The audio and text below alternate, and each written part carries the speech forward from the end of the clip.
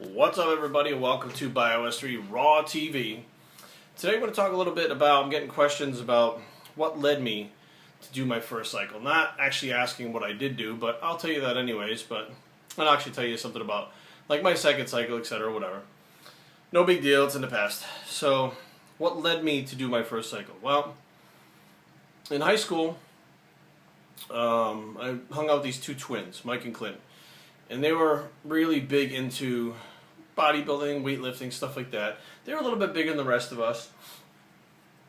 And that's when I was first exposed to the idea of steroids. Because they were reading Flex magazine, etc., etc. And they were pretty much like, this is what you got to do if you're going to be a pro bodybuilder. And I didn't know anything about being a pro, nor did I want to be a pro at that point.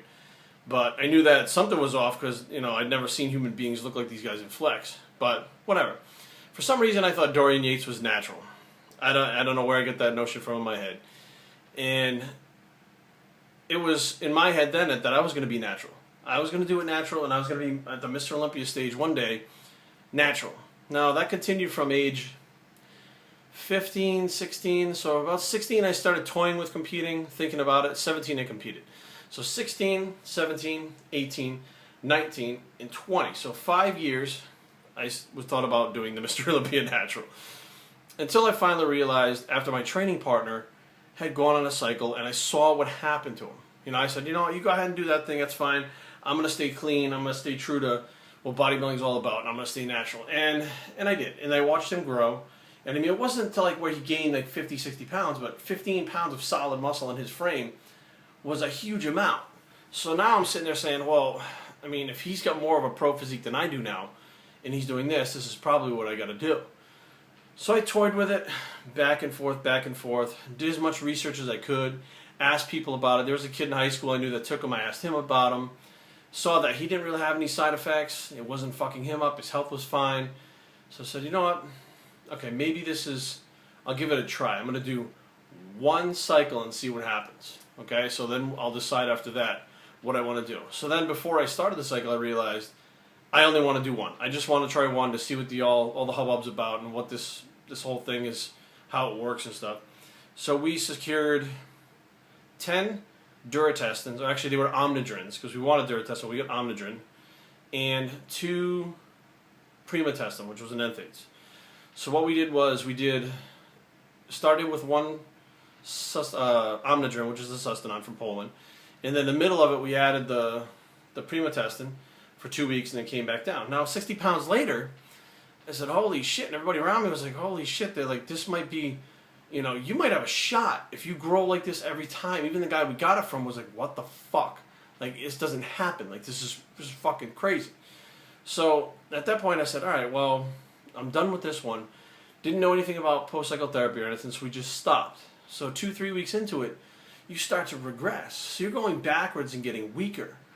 And at that point, I realized, well, shit, I'm going backwards. I want to go forwards.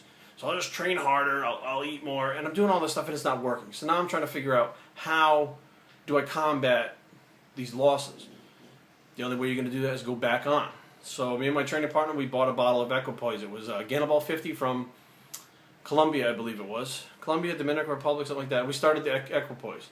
It wasn't doing much. So after that, we decided to go back on a testosterone mix, which was either Sustanon or Primatestins, Duratestins, something like that. And after that, we started to, you know, get known more inside the bodybuilding drug circle, so we had access to more things, the more people that we knew.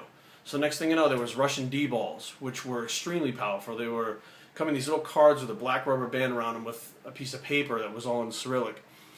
And homogenins from Brazil, which were Anadrol 50 from Brazil. We started seeing things like Winstrol ampules, which were very exotic to us because we had never seen Winstrol before. We didn't even know what the fuck it was. You heard the name of it, but you get these little, you know, ampules. And then we really started seeing stuff like Primatestins, Nylsustanons, Primobolan, which was something we were unfamiliar with. And then we started to see stuff like human growth hormone, like Humatrope, and a lot of the veterinarian shit started coming around then. Brovel, Tornell, the Norengine 200, Norengine 50, testosterone 100, testosterone 200, stuff like that. And we just started mixing and matching things at that point.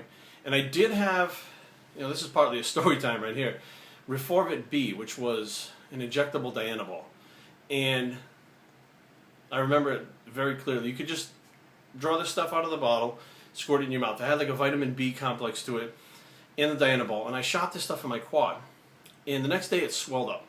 So I figured maybe I hit a bad spot. It was red, it was puffy, hurt. It was really hot to the touch. So I took a pen and I drew a line around, a circle around it. The next day I woke up and it was the size of like a golf ball. It had grown outside the circle. I was like, fuck, I gotta go to the doctor. Make an appointment with my family doctor, who had already known, because I told him what I was going to do, steroid-wise. I walk in there, I brought the bottle with me, showed him my leg, and he said, yeah, you get an infection. What did you do? I show him the bottle. He takes the bottle and he looks at it. It's all in Spanish. And it's got horses and dogs and all these animals on it. He's like, this is for fucking animals. I was like, yeah. He turns right around, draws a CC out of it, puts it like in a petri dish, caps the petri dish and throws it in the garbage. He's like, you can't take this stuff. That's why you're getting an infection. He winds up culturing it. There's some kind of E. coli bacteria in it that I was injecting into my body that was inside the vial. So obviously the stuff was dirty, but I didn't know any difference. So it was the first time I'd seen the stuff. So, we ran through all that stuff, and then eventually started with the growth hormone and insulin. And as far as I know, I was one of the first, not the first, but one of the first in my area to try insulin. And basically, I just used Dan Duchesne's guide that was in Muscle Media 2000. I read about it, which is the stupidest thing you could do, because I read it in a magazine, and it could have been 100% wrong, and I could have killed myself. But that's what I did. I just followed what Dan Duchesne said. And it led, drug-wise, it just kept going round and round and round. And that eventually led me to using stuff like Nubane, which the Nubane was being spread out by Dan Duchesne in the bodybuilding circles, which is a whole nother video that I'll do about my Nubane addiction. And actually, I'll do it right after this one. When I shut this one off, I like to keep these around 7-8 minutes so they're not too long, not boring. So, and that's, steroids were a gateway drug into the Nubane. So you see, like, it always starts out with one cycle. I'm going to do one cycle. And it led to like 10 years, 15 years of using gear and never being satisfied, and wanting more, and trying to get bigger, and trying to get better. So it's very much a mindset of forward, forward, forward, forward, never take a step back, that kind of fuels this addiction towards the steroids. So I hope this explains to you guys a little bit about, where I came from with this stuff, why I decided to do it, what I decided to use. And all this stuff back then was either very high quality veterinarian stuff or human grade stuff like Steris, testosterone cypionate and stuff like that, which is not around anymore. So this black market shit didn't exist. So biostreettraining@gmail.com. Leave comments down below. www.biostreettraining.com is the blog, and we're out.